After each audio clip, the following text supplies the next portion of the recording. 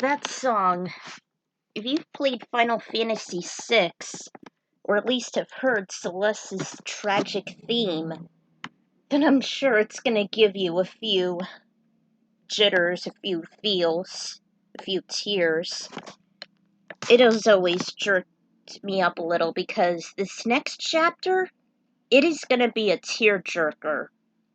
Welcome back to another chapter of Trials of a King. Last time, Cecil has actually been infatuated by the Unjakal's princess Dragon Rose, and for some odd reason the drums seem to affect him even more, while Rosa was being bullied by one of the red men themselves, causing her to get firewood and such, and she left Tenebrae, and in the outskirts she met up with a dark knight named Dameon, who apparently used to belong to the warriors of Baron before he was outcasted and joined the Unjakal. And when they when they anointed Dameon, he was outcasted from there too. So Rosa made an offer for him to stay at Baron so that he can get on his feet again. And they left in the Enterprise, and thankfully Cecil was saved by Redeeming Way, formerly known as Naming Way, with his black chocobo. And he was incredibly shocked when he saw Dameon, as if he knew who he was, which I'll reveal much later. But yeah, Cecil left Baron, and he went into the Mist Cave for the night when a storm was brewing. So, let's get to the next chapter. Chapter 3. This next chapter is definitely going to be a tearjerker. Just a fair warning, as if the song wasn't an inclination. The storm was ending, and the bonfire died down. In the darkness, Cecil was still sound asleep, until a mysterious voice whispered to him. Cecil! He hardly lifted his head. His eyes were adjusting to the opaque barren cave. Cecil! You heard that voice again, barely making it out. It sounded deep and raspy, almost like it belonged to an elderly man. Looking around and racking his brain, he attempted to identify that voice that belonged to, until he eventually saw a translucent figure made of light looking down at him.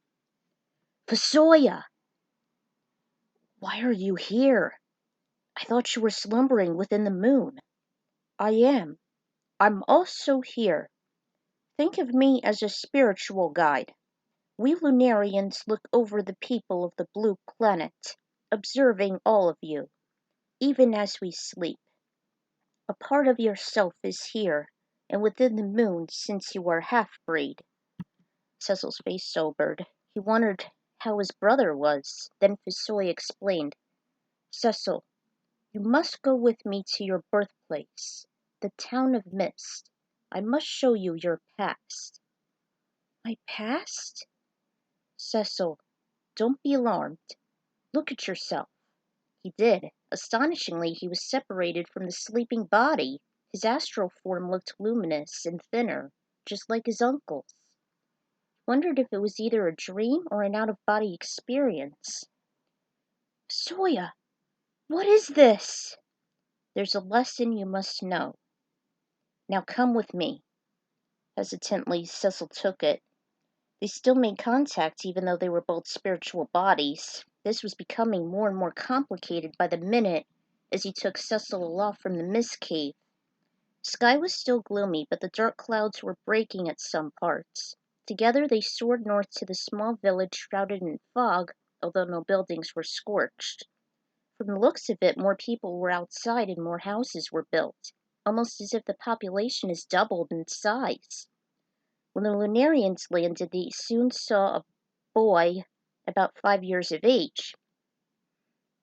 Believe it or not, it's actually Theodore, actually. So, Cecil questioned who he is, and Fusoya replied he is his older brother, Theodore. My brother? As he was walking to him, Fusoya stopped him in his tracks. Remember, Cecil, we're in the past. That means no one can hear, see, or even touch us. We're just wandering spirits. All we can do is watch. His face fell until he noticed his brother talking to the townsfolk. It's we who use magic properly who look the fools. Magic is useful, to be sure, but there are many who abuse it. There should be sport in hunting, but some now treat it as mere slaughter. Apparently they were worried of how they were going to use this valuable gift, thanks to the wise man with layers of thick indigo hair, mustache, and beard. He's tall and majestic, clear as the night sky while standing near a crystal lake. Cecil saw his brother trot to Cluya, his late father. The Paladin wondered to the duo. He looked him up with admiration and curiosity. This was the first time he saw him in person, and perhaps his last. You're watching them, aren't you? Oh, Theodore. You like them, don't you? The moons? Cecil almost forgot there were two of them in the sky. He followed their gaze as his father's voice softened. Yes, son, I do. Why? I'll explain this to you some day, when you're old enough to understand. But I'm old enough. I can use magic already. Truly? Have you mastered cure yet? Well, no, not yet, but... Clea laid a hand on his shoulder. Then you've still some things to learn, haven't you? Come, it's late. You should be in bed. All right. Theodore scampered back to his old, small wooden house. Out of curiosity, Cecil followed, looked through the window. He saw a woman sprawled on the floor. He guessed she was his late mom, Cecilia, who had a shocking resemblance to his appearance. And she does. She almost looked exactly like him. There's the blue lining outlining the neck piece, olive green patterns color the bottom of the dress. He saw the little kid wake her up, and she struggled as she was heading toward the twin, queen-sized bed. Cecil noticed her belly was huge. He pondered if he was going to be born soon. Mother, what's the matter? Theodore asked worriedly after his mom flopped onto the bed and laid on her back. Don't worry. I'll be fine. Her voice was just as delicate as an angel's, almost like Rosa's, but more lighter. How he wished he would know her if he had the chance. But your face is so pale.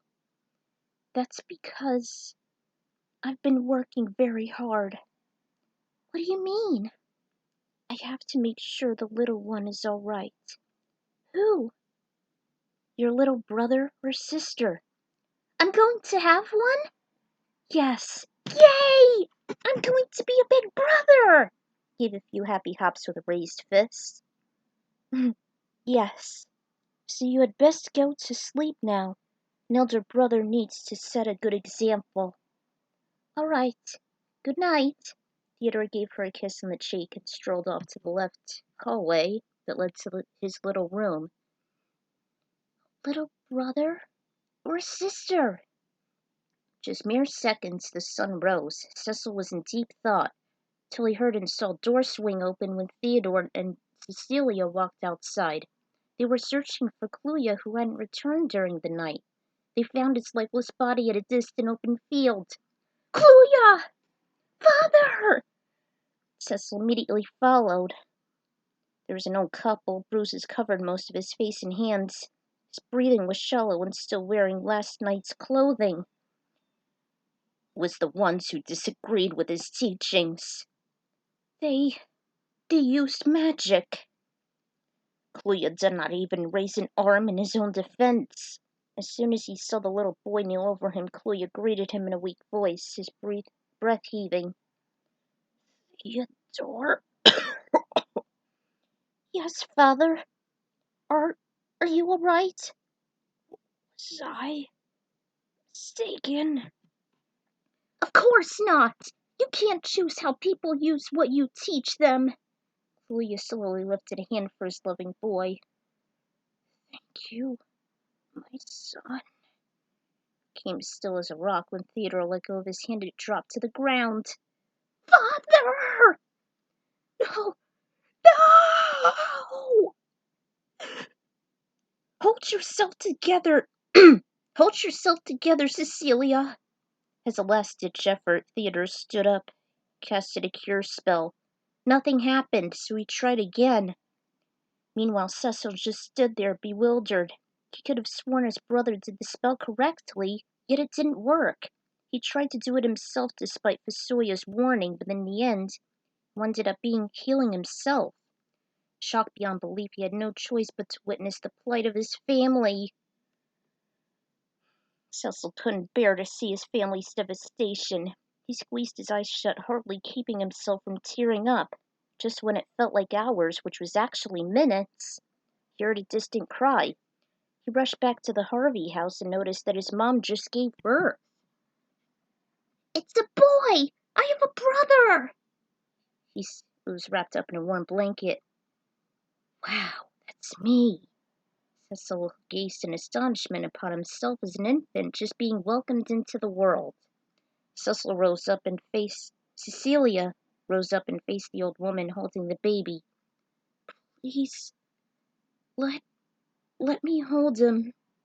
You mustn't strain yourself, Cecilia. Please." She reluctantly gave Cecilia her child. Her strength was fading. Her eyes were slowly closing as her head lowered.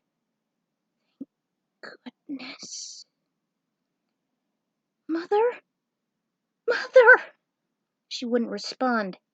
She knew the risks of this birth, and she still went through with it. The baby cried again, harder, as if he felt and understood the pain of loss. "Mother! No!" Cecil used his hands and cast a cure to his mom, but it engulfed his body. Suddenly, when he can't stand anymore, he woke up inside the mist cave. He was back where he started, and it was already daybreak. He looked around, but Fusoya wasn't with him anymore. He gave himself time to awaken. He eventually rose up and headed straight to the town of Mist. He figured he should stay there for a little while, till he feels good and ready to return to Baron. As he went amongst the townspeople, he asked if they knew anything of his parents.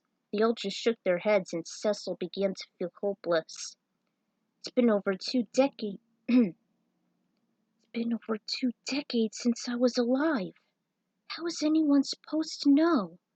Just then there was an old woman hunched over wearing worn-out rags. It was the same one in his dream.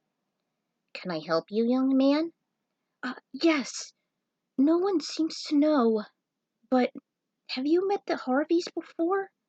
Particularly Theodore, Cecilia, and Cluya?" Of course. The unfortunate family that went through so much tragedy. That little boy and his baby brother never returned over 20 years ago. They went through such a horrible fate, losing both parents. The mom suddenly died from childbirth, and the father was brutally attacked by those who opposed his teachings of magic. Yes, that's it. They were my family. I'm that missing brother. Oh, goodness me. I have a lot to show you.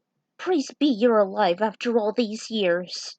She wanted to hug and kiss him, but her body was too frail to do so. "Come, I will show you to their grave." "Please do." The elders escorted Cecil as he followed her through a thick brush at the northern corner. It was pretty difficult to miss. There was a rusty fence covered in thick vines. It screeched as it was opened. They entered the cemetery. Numerous tombstones were seen. A lot of them were recent, as they were labeled every victim from the devastating bomb ring. One of them even mentioned a woman named Serenia. He noticed she owned the Mist Dragon, was Rydia's dead mother, and the main summoner and guardian of the lonely town. Cecil's throat closed up as he recognized the engravings depicting that fateful day. Finally, at the very rear, they found the stones. There was a massive stone. There was Cluya's. Here lies Cluya Harvey and Cecil Harvey. It was left to right. I tried doing this, but I couldn't. Loving father, husband, teacher of magic ingenuity. Devoted mother and wife. December 25th, 1945. I made up the dates. There were two smaller stones. One side was to Theodore, the other had a faded message. The elders wanted to give Cecil some peace as he examined them. Alone, he knelt and read the words. To Theodore, please return safe and sound. Take care of your brother. You are missed dearly. Cecil recalled the time when Gulbez described how he was first manipulated by Zemus and how he was so close to killing his brother. He told him he was the cause of his family's demise, his curse, born from a dragon's corpse. That was when he was abandoned. Those disturbing images were still fresh in Cecil's mind. His face fell in sorrow. Then he uncovered the right stone, coated in overgrowth. He could hardly see what was on the shiny rock, but upon a closer look he made it out. To our beloved boy, let your elder brother guide you home. Make your family proud. We welcome you with love. He just sat there, stunned, not moving. The message struck a chord within his heart. He stared blankly at the gravesite just as immobilized as it. Cecil? Moments later a woman called his name. Without looking up, he knew it belonged to Rosa. How did she know he was here? Still he looked at the tombstones. His heart was caught in his throat, and he blinked his eyes rapidly. She walked over to him. Are they your family? Huh? He never expected her to be here. Not now. He felt his body might rupture itself. Tears started to fall. He turned away as she looked at him. He couldn't bear to let her see him so upset. She laid a soft hand as she knelt beside him. The sensation was just too much. He began to tremble. His voice was curse. Rosa! She held his quivering body close and wrapped him in his arms. Leaned into her, head tight. The river exited his eyes. He just couldn't stand the pain. He let out all the sadness building inside him. She kept assuring him it wasn't his fault that his family went through hell, even though he kept blaming himself. If I was never born, none of this would happen. No, that's not true. You know it isn't. He calmed himself. He talked about his experience with Fusoya. I saw them in a dream. I watched them die. My brother ran away. I wish I could change the past. Everything, including my betrayal. Rosa, forgive me. Odin said you'd be here. If you truly love someone, if you truly love me, will you return to Baron? Yes, but I'm not ready. I need some time. I understand. Perhaps I'll head to Fabul. I'm certain Master Yang could help me get through this. I will return someday. I promise. Please come back. We'll be waiting. I'll take care of Dameon. He's been acting suspicious. I feel something is ominous about him. Cecil felt a little better now that Rosa is aware of how troubling the Dark Knight can be. Rosa, be careful. I noticed he's my doppelganger. I know he'll do something sinister to hurt you. You must stay alert. He stood up and walked a few paces away. He casted teleport. Do not worry, my love. I shall be faithful and head home to your arms again. Farewell. Just a split second he vanished. Some time went by and Rosa followed the same routine as she ended up in Baron Castle. She trekked up to her personal quarters where she and Cecil shared. She was anxious to see him once more. Where have you been? She noticed it was Dameon, who actually emerged from the shadows. I know what you've been up to, Rosa. She noticed she wasn't as formal or calm as he used to be. He had a stern and forceful demeanor. She had the feeling he was spying on her all this time. You still love him, don't you? You went to Mist and visited him as he paid respect to his sorry family. How crude someone who has betrayed you could still have a heart of glass. And he hasn't shown it on you!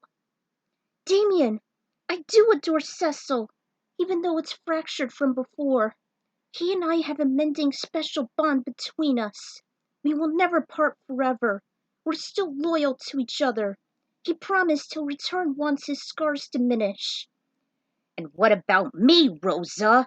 I'm the same person you met as I was a dark knight.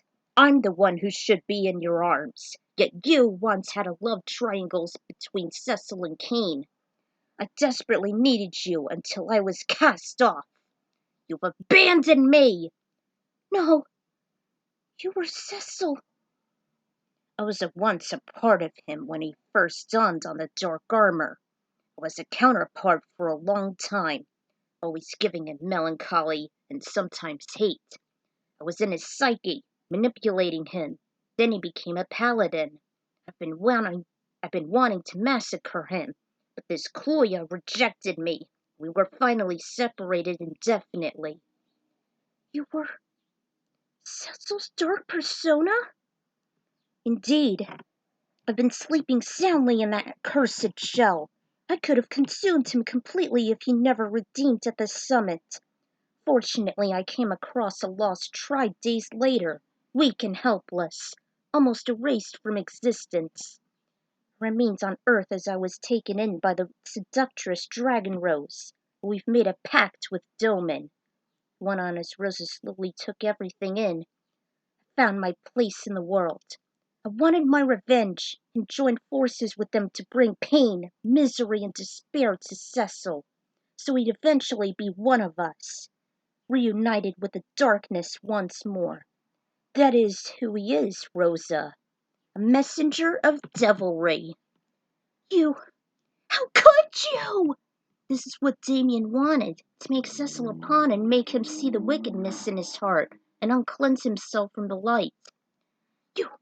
You monster! I won't let you taint Cecil again. This wasn't just infatuation after all. Prevent me if you can. He smacked Rosa across the face with the metal gauntlet, causing her to fall. The impact was brutal and she saw stars. Then he grabbed her by the hair. Another hand clutched her chin as he lifted it. Mark my words, Rosa. If my vessel ever returns, I will be awaiting him. He will be mine. And if you make any attempt to prevent this, you will perish. Slammed her head against the rug, causing a heavy throb. Stumped away, she grabbed her aching forehead and cast a Kiraga to repair the damage. Physically, she was better, but far from it emotionally. Body was quivering in fear, and she collapsed into the bedspread. She felt entirely frightened and helpless. She may never see her beloved the same way. She cried. 2 guards showed up, Biggs and Wedge. Seeing her in great despair, they wondered what the chaos was about. She explained of Dameon, his vengeance, his evil plot merging with Cecil, the fact he would be merciless if she wanted Cecil. If she warned Cecil or kept him from being consumed by evil. She pleaded for their help. They did give her some encouragement. Hey, Lord Cecil is the toughest guy I've ever met. Maybe rivaling Sid. Yeah, he'll never give in to Dameon's plight that easily. He'll fight the Injikal, though we should wait if he'll declare another pointless war, referring to the fake former king.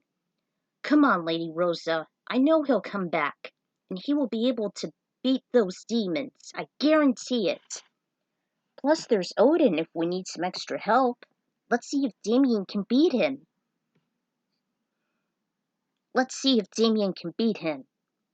Yes, I know Cecil will return, but I hope soon. We cannot wait, and I believe I should find a way to go to him. He'll need me. I found it before at Dameon. I can do it again. That's the spirit.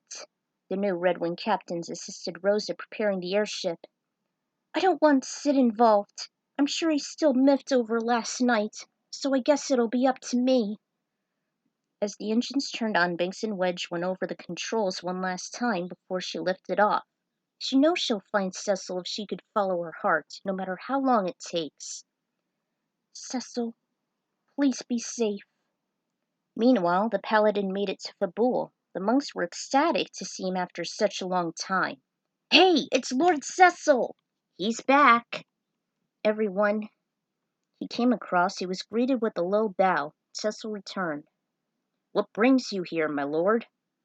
I'm looking for Master Yang. Have any of you seen him? Yes, he's at the throne room having a private session with his fellow monks. Though you must hurry, there's a chance we could endure serious training at Mount Hobbs. He didn't like the sound of that. He became increasingly desperate. Oh, okay. I have to skedaddle. Thank you. He ran straight through the center hallways, tackling thick cloth curtains and beads along the way, and eventually reached the main chamber. The inn was at the right while a weapons shop was to the left. He was almost there. He had to run up one more floor. By the time he got there, Yang and his monks were ready for action. Was he too late? Man, I'm so pumped right now. I can't believe this. It's the same thing. I can't believe this. It's the same thing every day. How could you still be thrilled about it? I can't wait to increase my strength. Someday I'll be as strong as you, King Yang. That'll be the day, letting his other monks snicker. Just then he saw his old friend Cecil stop in the middle of the doorway. He went still and he looked grim. Young reluctantly said, Folks, I'm sorry, but I'm going to have to cancel training for today. I need to talk with Lord Cecil. Needless to say, his monks sulked a little. This wasn't like him putting a practice day on hold, though he did have his reasons. This was serious. We'll pick up again tomorrow. Go and rest for a while. So did his disciples. He bowed. They soon left and Cecil had permission to enter. Thank you, Young. I believe you need some time to talk. So much is on your mind. He could tell as he saw Cecil's eyes, so vague, and his face somber. Why don't you start from the beginning? I'll make some tea and we'll discuss. Come, sit. He brewed some tea. It was very inviting and had a strong odor. Young, have you ever done something that was so questionable? Yes. He was grinding a handful of plans, and he suffered amnesia and was Baron's captain of the Royal Guard. We had our whole lives planned for us. We were about to settle, till we were sidetracked by a few redskins. Took a few hours, and, basically Cecil recapped all the events. Young himself felt sorry for him, and simultaneously angered, suspicious, and a bit terrified. Must have been a shock when you saw your parents die in front of you. I'm certain it was difficult for you to make a clear, just decision despite everything that's happened. I want to return to my homeland and redeem myself like I did before. But as I did, I can't stop thinking about Dragon Rose and her clan, Young. They were so deeply engraved into my mind. As much as I hoped for, I cannot let go of their dark powers. I understand your plight, Cecil. You may stay as long as you want to, until you're ready, but you must head back to Rosa eventually. She may not hold off the Dark Knight for long. I know how sinister they can be, unlike you. His words of advice, Cecil still lamented what he'd done, even though Young understood it wasn't all his fault.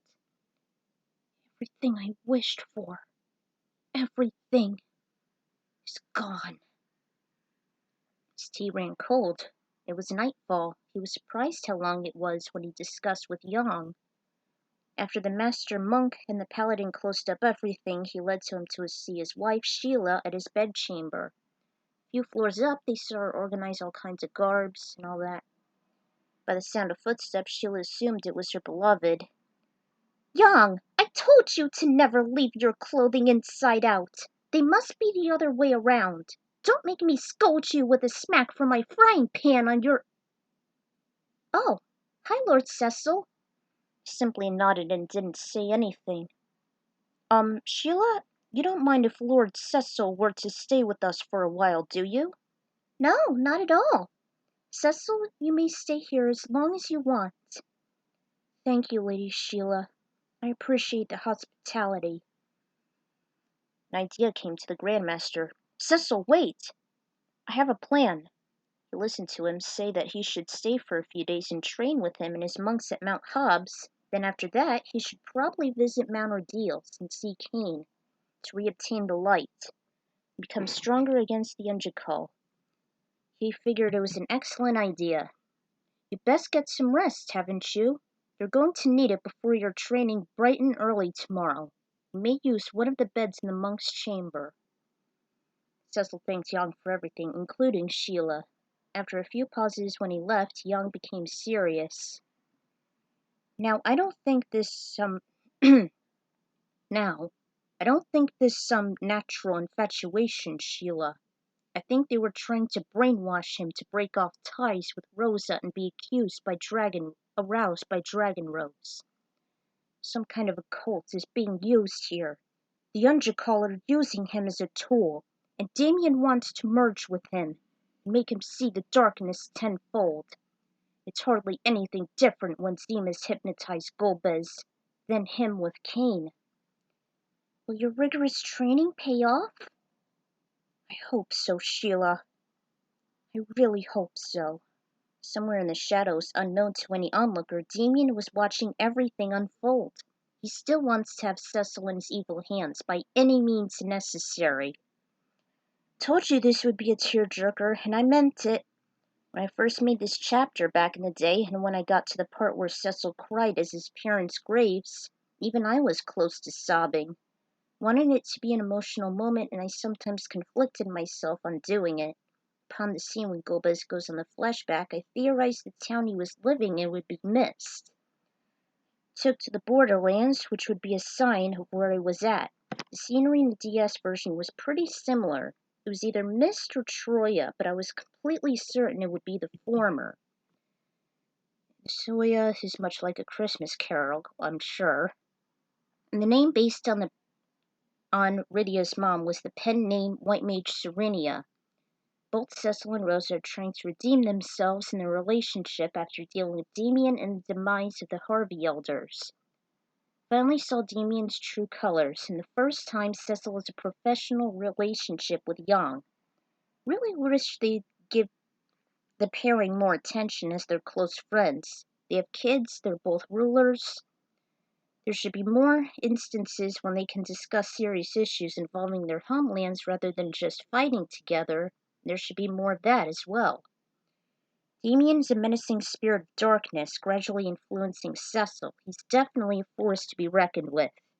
I wouldn't necessarily count him in Dissidia when Cecil uses his Dark Knight form, since the Paladin form already exists and it's non-canon. So don't consider my OC to be a part of him there. Anyway, another chapter is finished. Will we head to the summit of Mount Ordeals? Until next time. Until then, this is the Ekron Writer signing out.